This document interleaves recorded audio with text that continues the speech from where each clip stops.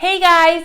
Today we're making this gorgeous wood tray using 3 power tools: a miter saw, a power drill, and a brad nailer.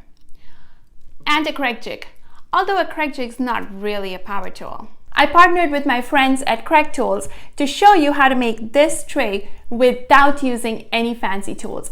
No jointers, no planers, just simple basic tools. Now let's get started.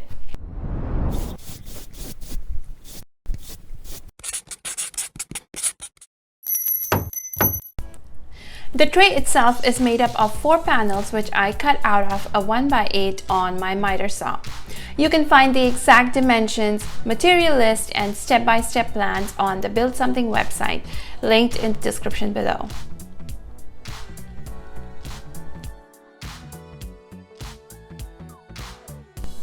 For the top pattern, I used 1/4 inch thick and 3 inch wide poplar boards. I set my miter saw at 45 degrees and cut out the poplar boards to fit across the 1x8 panels. If you enjoy easy fun projects while you're waiting for me to finish cutting up these boards, hit that subscribe button and ring the bell so you get a notification every time I have a new video. Each panel fit 5 pieces of the poplar boards. I made sure to mark each board and panel to keep track of them all.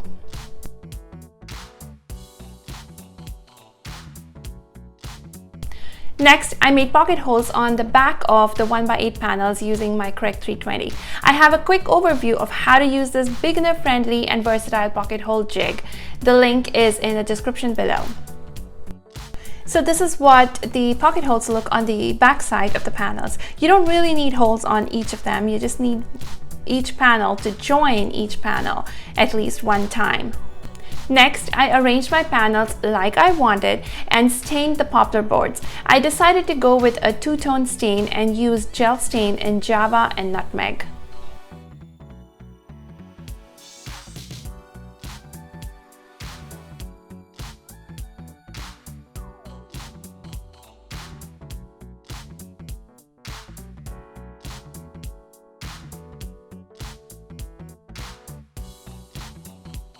The next day, when the stain was dry, I attached them to each panel using wood glue.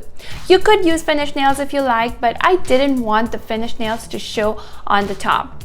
So I just weighed them down with heavy cans of paint and joint compound and whatever else I could find in the workshop.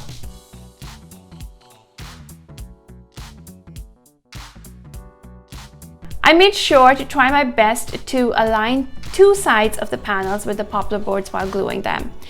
But then I had to cut off any excess overhangs on the miter saw.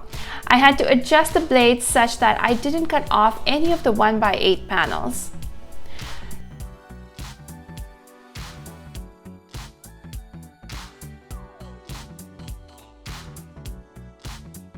Now, with the 4 panels, I simply attach them using wood glue and pocket hole screws. What I love about the pocket hole screws is that it automatically sucks out all the extra gaps and holds the pieces tight while the glue dries. A face clamp near the pocket holes helps keep the panels even and flush as you join them.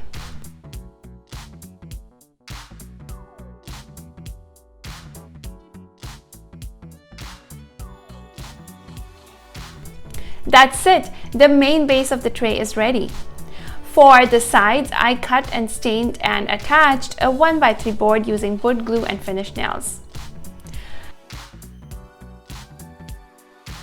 If I were to make this again, I would definitely cut 45-degree mitered ends on the sides to give it a more finished look, but this works as a rustic look too. To finish it off, I gave it a few coats of my favorite sealer. I will link to that in the description below. For the handles, I used the Kreg hardware jig and pre-drilled holes to attach the handles.